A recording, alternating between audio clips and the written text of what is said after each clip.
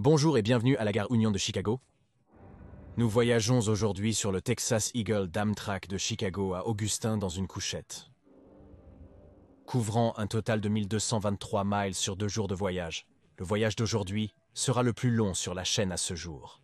Malgré une météo sauvage, c'est l'un de mes voyages préférés sur Amtrak grâce à des vues incroyables et à une excellente expérience. Asseyez-vous, détendez-vous et prenons le Texas Eagle d'Amtrak ensemble. Notre périple débute hors de la gare Union de Chicago, terminus nord-est du Texas Eagle, et point d'accès d'Amtrak vers l'ouest. Ouverte en 1925, la gare. Union Texas est la 4e gare la plus fréquentée des États-Unis, la 4e gare la plus fréquentée d'Amtrak à travers le réseau, et la gare Amtrak la plus fréquentée en dehors du corridor nord-est. En allant vers l'ouest de la gare, nous entrons dans le Grand Salle, la gare la plus fréquentée des États-Unis, cette belle partie de la gare Union. Situé au centre de la tête de la gare, le Grand Salle s'étend sur une énorme superficie de 20 972 pieds carrés avec une verrière voûtée à 115 pieds au-dessus du sol de la salle d'attente.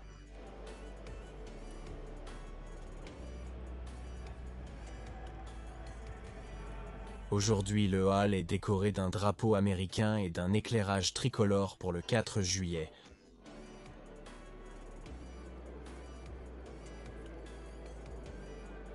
Il y a d'autres avantages à voyager en chambre Amtrak que la chambre en elle-même. Dans certaines gares du réseau, Amtrak propose des salons aux passagers de la classe affaires et couchettes, avec des billets pour le jour même. La règle du jour même permet aux passagers avec des billets beaucoup plus tard dans la journée, ou à ceux qui viennent de descendre de leur train d'accéder au salon, ce qui est formidable si vous avez besoin d'un peu de répit avant ou après une longue journée de voyage. Le salon métropolitain à Union n'est pas aussi luxueux que celui de Bloomsboro, donc c'est tranquille. Le Messick Moynihan à New York est spacieux et propose des services tels que centre d'affaires, consigne à bagages, collations, boissons et douches. Des collations sont disponibles au bar du salon. Une sélection de collations préemballées est disponible, incluant Pop-Tart, Oreos, Brownies et avoine. Les boissons chaudes incluent café, décaféiné et eau pour le thé. Ce n'est pas une tonne d'options et il n'y a notablement aucune option salée incluse. Mais bon, c'est gratuit. Le salon est surtout utilisé comme refuge contre le chaos de la gare Union plutôt que pour prendre un repas gratuit. Il y a de nombreux canapés et fauteuils confortables autour pour la détente des passagers. À l'étage, c'est similaire mais plus calme, étant isolé du flux de passagers du salon. En écoutant une discussion entre un passager et le salon, j'ai compris qu'aucun déjeuner ne serait servi au départ de Chicago, même avec un départ à 1h45. Cela implique de trouver un repas à la cour de restauration de la gare Union. La cour de restauration offre plusieurs options de restauration rapide, notamment McDonald's, Chick-fil-A et Jersey Mike's.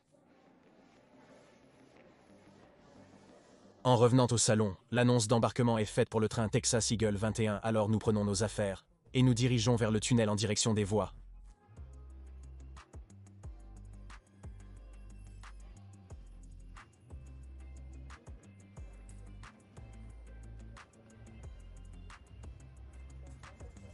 Nous attend sur la voie 22 le Texas Eagle d'Amtrak et à notre arrivée, on nous demande de descendre le train jusqu'à la première voiture, le seul wagon-lit du train d'aujourd'hui.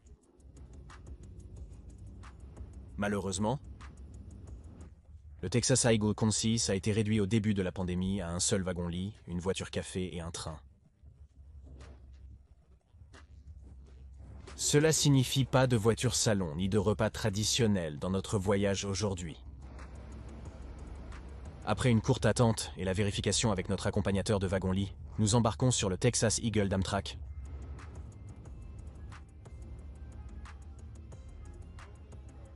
Notre chambre n'a pas trop d'espace aujourd'hui, donc nous laisserons notre sac au porte-bagages avant de monter au 2e niveau.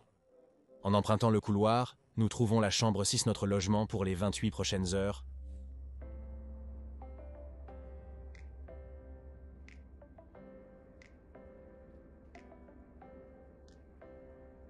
En entrant, nous fermons la porte et nous préparons pour le long voyage à venir. Alors que nous nous installons, le California Zephyr d'Amtrak arrive sur la voie 26. Le California Zephyr traverse 7 États et 2400 miles en 51 heures. Le Zéphyr est une priorité sur ma liste de futurs voyages, avec le constructeur d'Empire et le chef du Sud-Ouest qui l'accompagne, tous trois que je prévois de prendre l'année prochaine.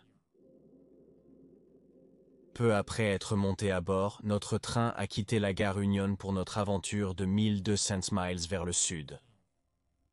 En sortant des tunnels de Chicago, le dépôt d'Amtrak de la ville domine le premier plan. Yard se dresse fièrement à l'horizon.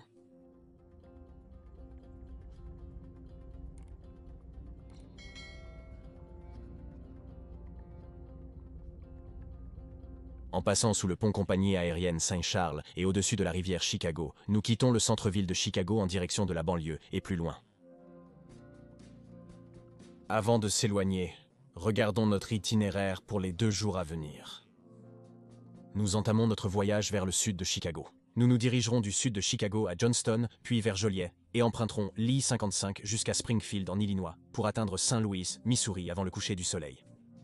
Nous poursuivons de Saint-Louis, longeant le Mississippi jusqu'à Festus, nous enfonçant dans les terres après Pilot Knob, traversant l'Arkansas dans l'obscurité. L'Arkansas est traversé durant la nuit, avec une halte à Petit Rocher à 3 heures du matin, suivie de Texarkana 3 heures après. Le lendemain matin, nous traversons l'est du Texas sous le soleil, arrivant à Dallas et Fort Worth vers midi et 1 heure respectivement. Notre voyage se poursuit vers le sud à partir de là, passant par Cléburne Méridien Temple et Taylor, avant d'atteindre la périphérie d'Augustin, arrivant au centre-ville à 18h22. Nous parcourrons un total de 1223 miles à travers 4 États avec un temps de voyage de 28 heures et 37 minutes. Notre départ déjà morose s'est assombri avec la pluie commençant à Joliet. Joliet est le dernier arrêt dans la grande région de Chicago. C'est le dernier arrêt dans la grande région de Chicago. Nous assurerons les services Amtrak Lincoln Rivière Missouri Runner, Texas Eagle, ainsi que les trains Metraz Rock Island et Corridor du Patrimoine. La pluie s'est calmée alors que nous traversions la rivière Kankakee, mais le radar indiquait que le pire était à venir.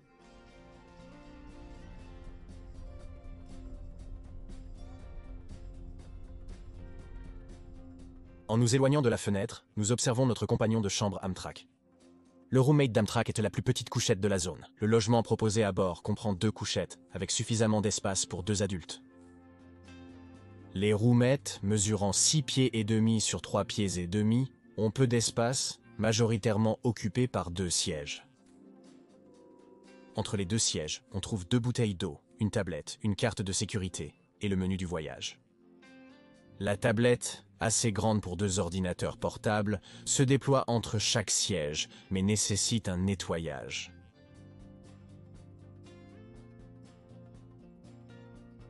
La table est aussi un peu trop basse, reposant sur mes genoux quand je suis assis.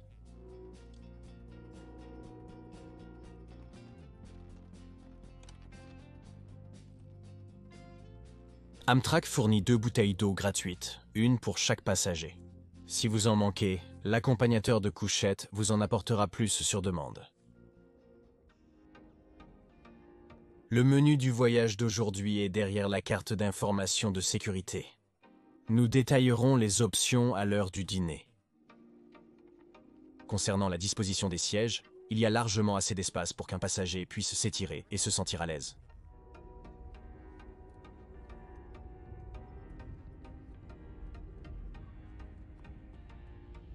En tirant la barre sous chaque siège, le dossier se recline pour se détendre, bien que cela soit gênant avec 2 passagers. Avec 2 passagers et sièges inclinés, l'espace ne suffit pas pour s'asseoir confortablement.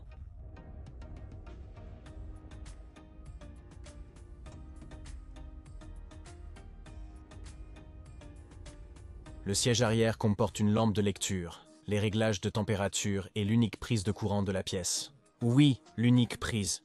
Pour 2 passagers qui ont probablement un ou plusieurs appareils, une seule prise de courant n'est pas du tout suffisante. Une prise par siège serait préférable, cette unique prise est inadmissible.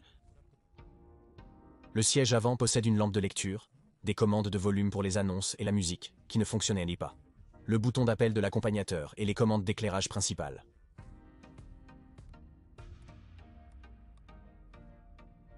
Chaque siège dispose d'un oreiller confortable. L'espace de rangement est très restreint, à peine suffisant pour mon sac à dos et mon sac de caméra. Le siège est un peu étroit mais reste confortable avec beaucoup d'espace sur le côté. L'unique rangement officiel se situe à l'arrière, un compartiment étroit pour les affaires personnelles. Mesurant environ 18 cm de large avec mes doigts, il ne peut accueillir que des petits sacs. Les bagages trop grands pour le compartiment peuvent être fixés avec la sangle fournie. Il y a aussi un peu d'espace de rangement entre les escaliers menant à la couchette supérieure. 2 porte-manteaux avec des serviettes gratuites sont au-dessus de l'espace de rangement, sous le luminaire. Le plafond inclut aussi la bouche d'aération de la climatisation, réglable avec les commandes de température du siège arrière et le levier de débit latéral.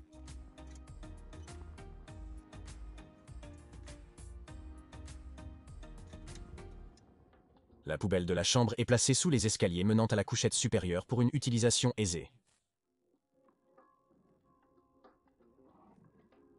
La grande fenêtre peut être couverte avec des stores de chaque côté de la pièce, unis au milieu par du velcro.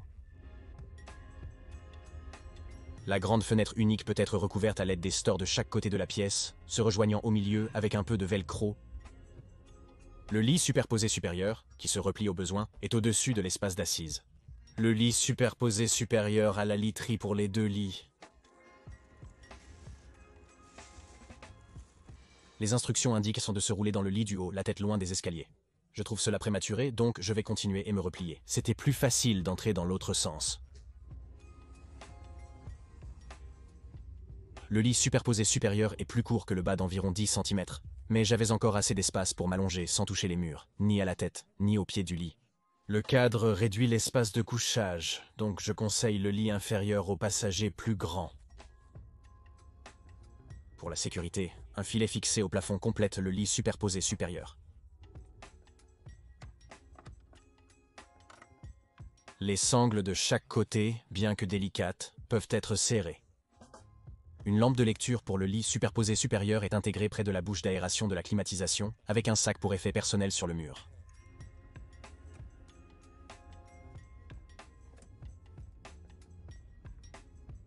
Si vous appréciez les panoramas, le lit superposé du haut n'est pas pour vous. Un mince aperçu de la fenêtre est visible à travers l'écart entre le lit superposé et le mur, mais avec les stores fermés, il est presque inexistant. La couchette est un excellent choix pour les voyageurs solitaires, à la recherche d'un espace privé pour les longs trajets, mais pour 2 adultes, ce serait assez exigu. Pour ceux qui recherchent plus d'espace, Amtrak propose également des chambres régulières et familiales, toutes 2 beaucoup plus grandes qu'une couchette et dotées de salles de bain et de douches attenantes, dont une que nous aurons l'occasion de regarder un peu plus tard. Si vous aimez la vidéo, j'apprécierais que vous vous abonniez. C'est gratuit et cela soutient vraiment la chaîne. Pour soutenir davantage, consultez le Patreon de la chaîne. Pour voir votre nom dans la vidéo, accéder à des posts hebdomadaires exclusifs et voter pour les futures vidéos, cliquez sur le lien en haut à droite ou dans la description ci-dessous. La station de boisson de notre couchette est juste à côté de notre chambre. Actuellement, seule de l'eau est disponible. Mais demain matin, la cafetière sera remplie de café chaud fraîchement préparé. Notre train, se dirigeant vers le sud de l'Illinois, accélère le long du corridor ferroviaire à grande vitesse de l'Illinois. Le corridor ferroviaire rapide de l'Illinois relie Chicago à Saint-Louis en passant par l'Illinois central. Auparavant, les trains roulaient à 79 miles/h, mais depuis 2019, ils circulent à 90 miles/h. L'objectif est d'atteindre 110 miles/h, économisant environ 1 heure de trajet entre Chicago et Saint-Louis.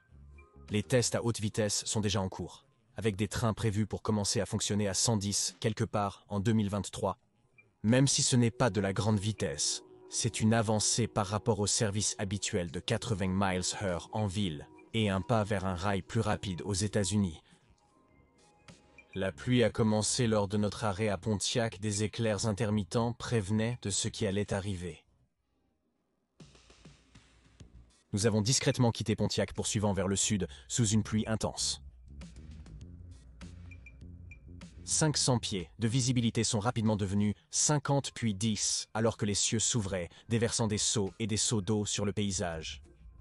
Ce qui était tolérable est vite devenu trop, obligeant notre train à s'arrêter en attendant la fin de la tempête.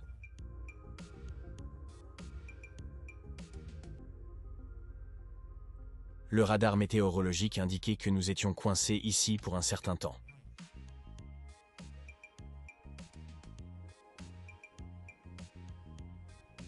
Dehors, ce n'était que pluie et vent, les draps d'eau soufflant à travers les champs de l'Illinois, le tonnerre grondant tout autour de nous.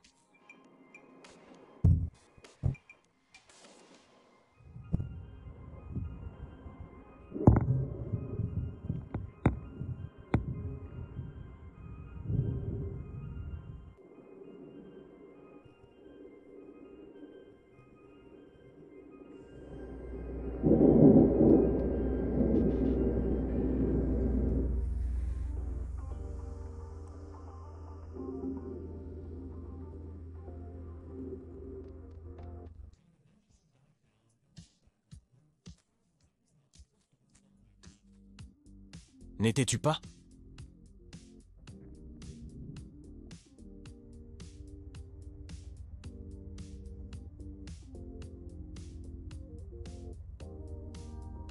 D'ici à ce que nous atteignions Lincoln, le temps s'était complètement éclairci, avec rien d'autre que des cieux bleus à perte de vue. Les chambrettes Superliner ne possédaient pas de salle de bain privée, obligeant les passagers à chercher les toilettes dans le couloir ou à l'étage inférieur.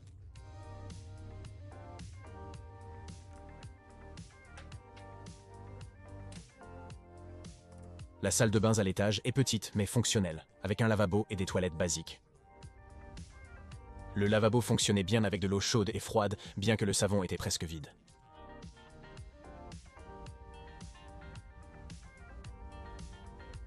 Les essuie-mains étaient bien approvisionnés, mais les mouchoirs étaient vides et le papier toilette était presque entièrement épuisé.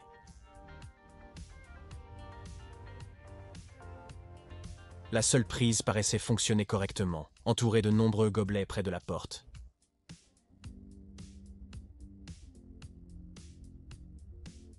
À droite du miroir se trouve un porte-manteau et un porte-serviette pour accrocher le complémentaire, gants de toilette de chaque chambre. Globalement, la salle de bain est correcte, mais nécessite un bon nettoyage et un réapprovisionnement. J'ai signalé les problèmes de stock au préposé aux couchettes pour les résoudre pour le prochain passager. Les repas et l'eau sont inclus dans les couchettes d'Amtrak, mais il est souvent oublié qu'aucun encas n'est fourni entre les repas.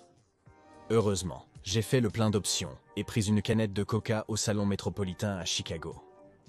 Des snacks sont disponibles dans le wagon café, mais la sélection limitée est coûteuse, donc je conseille de grignoter avant de monter à bord. Springfield est notre prochain arrêt important. Habituellement, Springfield est un arrêt fumeur pour prendre l'air, mais à cause du retard météorologique, l'arrêt d'aujourd'hui est devenu régulier pour rattraper le temps. En partant de Springfield, nous admirons le Capitole de l'Illinois en traversant l'avenue Est-Capitole.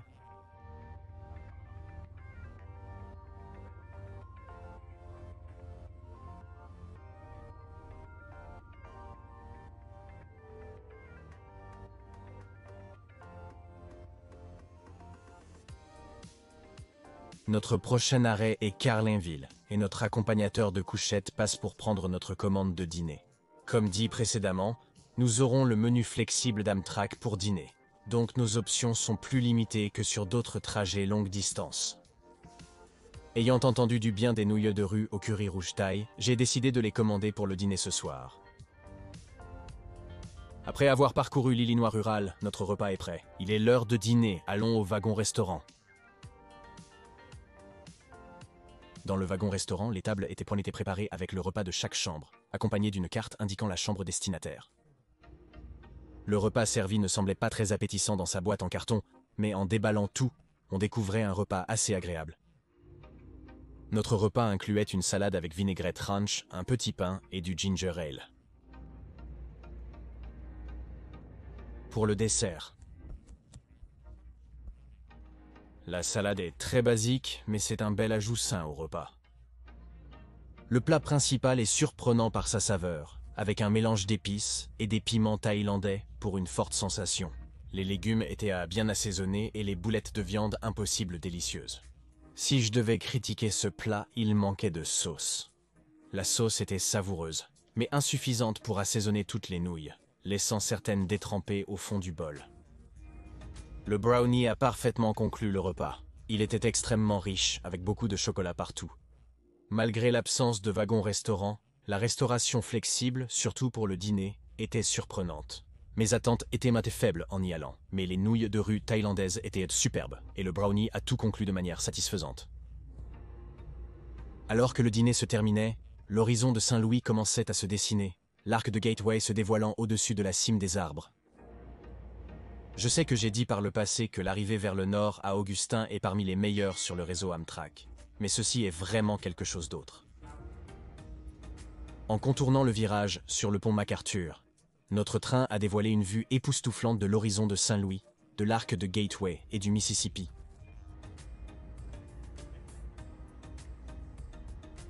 L'arc de Gateway de Saint-Louis culmine à une incroyable hauteur de 630 pieds et est le bâtiment le plus haut accessible dans l'État du Mississippi. Cette structure massive a été construite dans les années 1960 et a coûté 13 millions de dollars à achever, soit environ 83 millions de dollars en monnaie d'aujourd'hui. En traversant le Mississippi, nous passons de l'Illinois au Missouri, le deuxième des 4 États de notre parcours.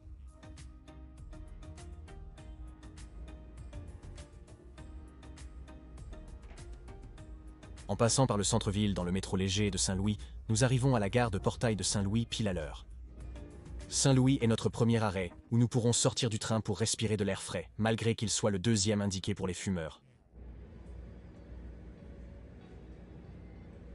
En atteignant les quais, nous avons notre premier aperçu de notre train. La plus belle des locomotives, l'Amtrak P42DC, nous mène notre train aujourd'hui, 69. 5 voitures Superliner sont en remorque, mais cela va bientôt changer. Notre composition de 5 voitures se termine à Saint-Louis, la dernière voiture étant retirée pour le reste du voyage.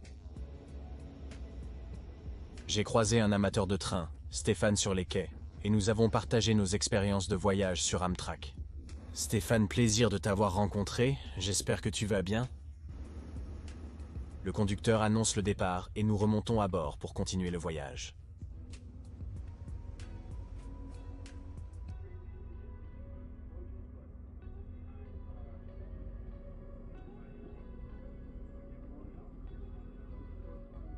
Comme si le monde savait quel jour il était, un seul drapeau américain se dressait haut au-dessus des bâtiments environnants, dans un salut étoilé à la naissance des États-Unis. Le coucher de soleil peignant le ciel en rose et orange est survenu peu après notre départ de Saint-Louis.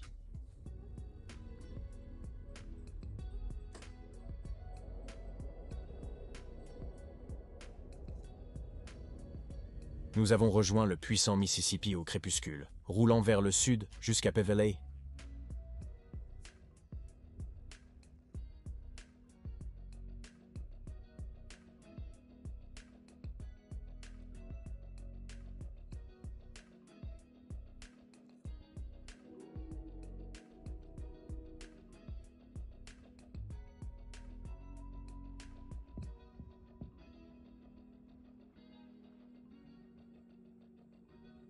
Les célébrations du 4 juillet ont débuté à la tombée de la nuit, avec des feux d'artifice éclairant le ciel.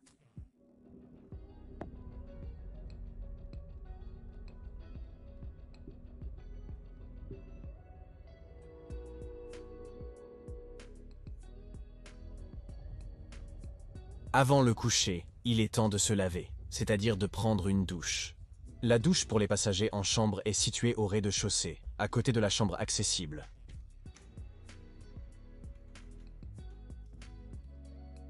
La salle de douche comprend un espace pour se changer et une cabine de douche, aucun n'étant particulièrement grand. L'espace pour se changer dispose d'une poubelle, de serviettes, un porte-manteau et un porte-serviette. La douche est assez propre. La douche est simple, avec pomme de douche amovible et contrôle de température.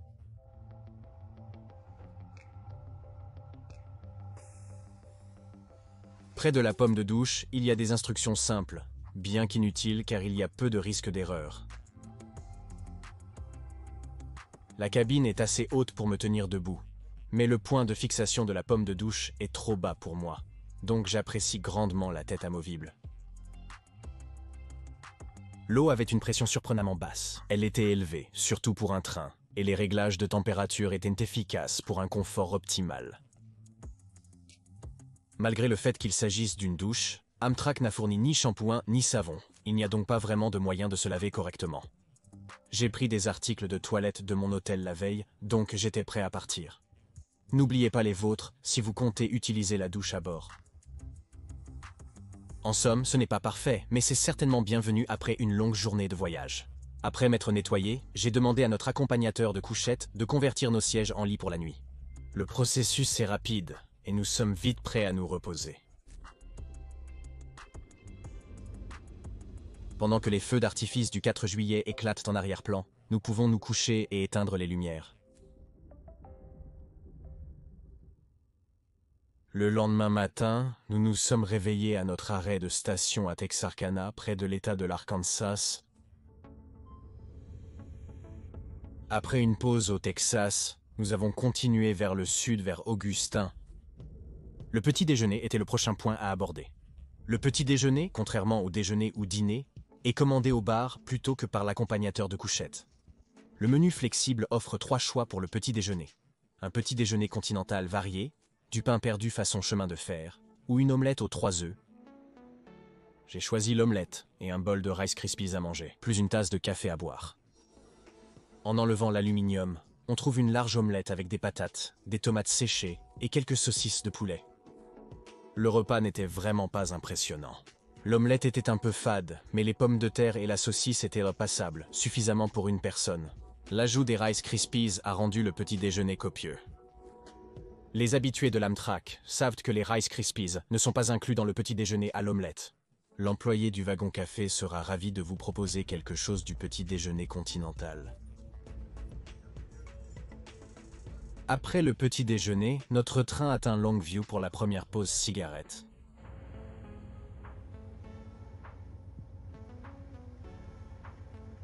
La locomotive 69 égratignée et bosselée a connu des jours meilleurs.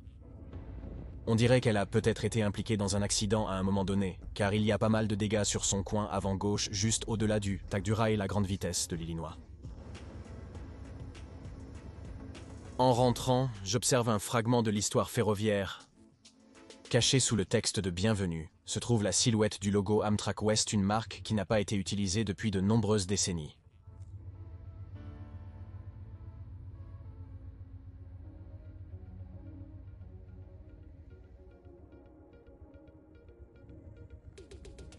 Avec l'arrivée du matin, la station de boisson est opérationnelle. La station de boisson a été réapprovisionnée avec du café frais.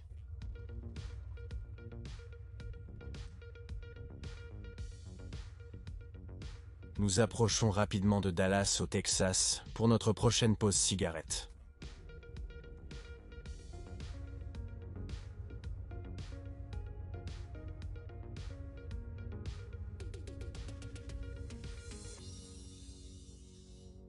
En plus du Texas Eagle, la gare Union de Dallas accueille le Trinity chemin de fer express à destination de Fort Worth et les lignes de métro léger rouge et bleu de la DART.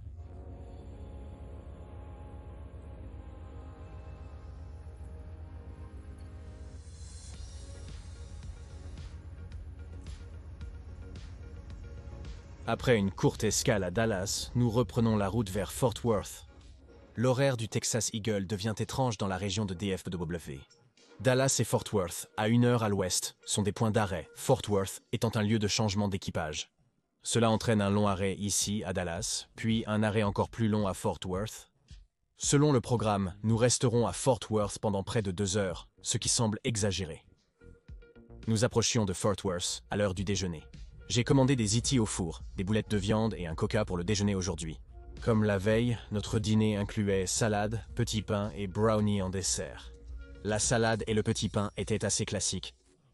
Le ziti au four était correct, mais semble-t-il trop cuit, l'humidité de la sauce ayant été en grande partie évaporée.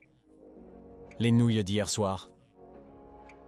Notre train est arrivé à Fort Worth juste comme nous commencions à manger. Notre conducteur a annoncé que nous resterions environ 1h30 jusqu'à 14h10. Après déjeuner, nous pourrons profiter du soleil texan.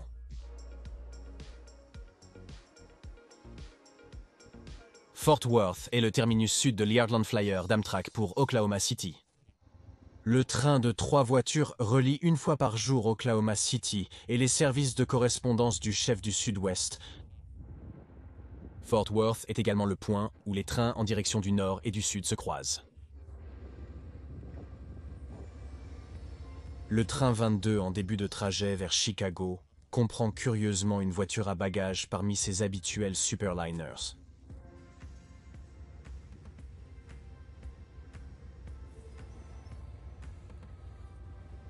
Deux Dix arrivent plus vite que prévu et aussitôt nous sommes de nouveau en route vers le sud, en direction d'Augustin. Le paysage rural texan s'améliore avec une tasse de café frais. En explorant notre couchette, j'ai remarqué une chambre vide. Voyons rapidement ce que la prochaine étape d'Amtrak propose. Pour commencer, il y a nettement plus d'espace qu'une couchette, occupant près des 3/4 de la largeur de la voiture. Les lits superposés, pouvant accueillir 4 adultes, sont plus larges que notre couchette, avec le bas servant de longs canapés plutôt que 2 sièges distincts et une chaise supplémentaire près de la fenêtre.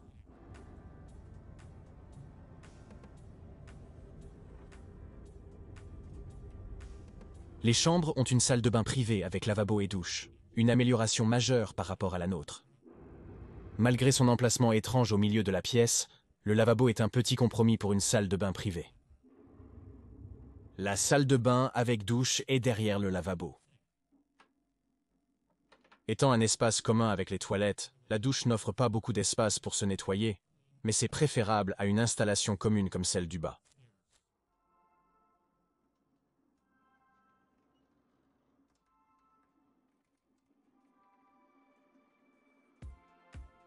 La différence de prix est l'obstacle majeur pour cette chambre, pour un voyageur solo.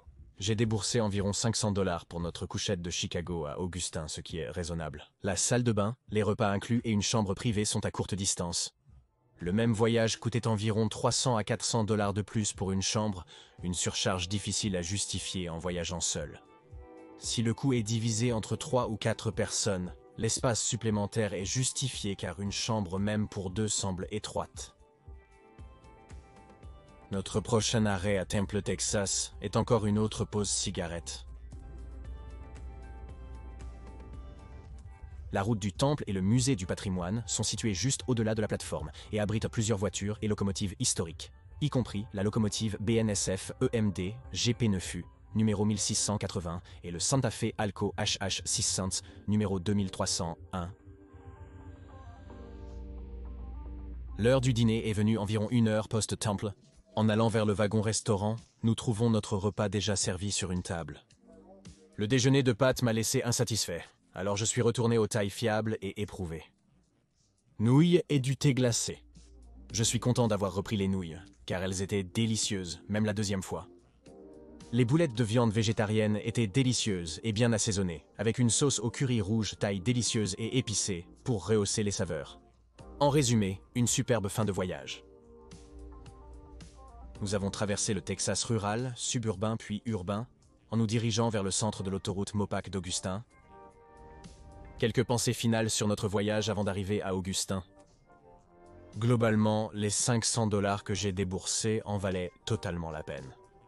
La chambre spacieuse, les repas offerts et un service excellent ont rendu la fin de ma semaine de voyage intense, relaxante et divertissante. Ce n'était pas parfait, bien sûr.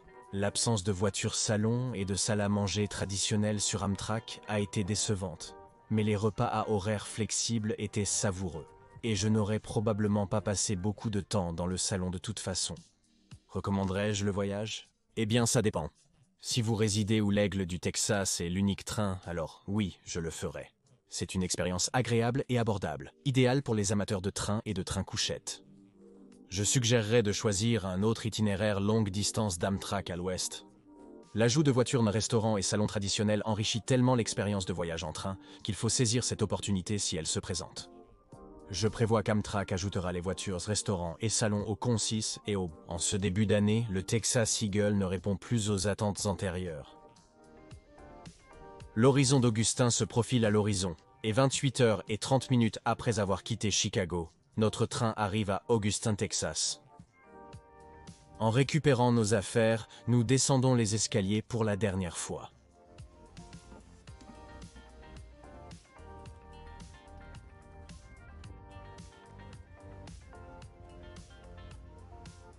La semaine prochaine, nous reprendrons le Northeast Regional d'Amtrak en classe affaires de Providence, Rhode Island, à Nouveau-Londres, Connecticut. Si vous êtes nouveau, je serai ravi si vous cliquez sur le bouton d'abonnement ci-dessous. C'est gratuit et soutient vraiment la chaîne. Il y a encore plus de contenu incroyable à venir, restez pour le découvrir. Pour soutenir davantage, consultez le Patreon de la chaîne. Pour voir votre nom dans la vidéo, accéder à des contenus hebdomadaires exclusifs et voter pour les prochaines vidéos, cliquez sur le lien en haut à droite ou dans la description ci-dessous. Quoi qu'il en soit, c'est tout pour aujourd'hui. Merci pour le trajet, à la prochaine.